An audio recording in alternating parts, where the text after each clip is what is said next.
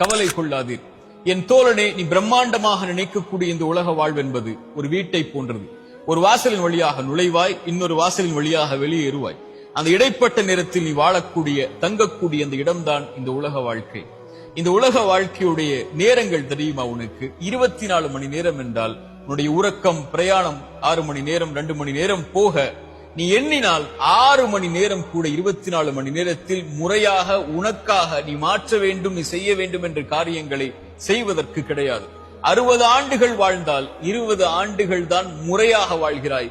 மற்ற நேரங்கள் எல்லாம் உறக்கத்திலும், பிரயாணத்திலும், மற்ற அலுவல்களிலும் சென்றுவிடும்.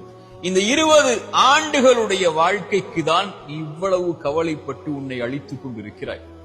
என் தோழனை, இந்த உலகத்தில் 3 மனிதர்கள் உண்டு.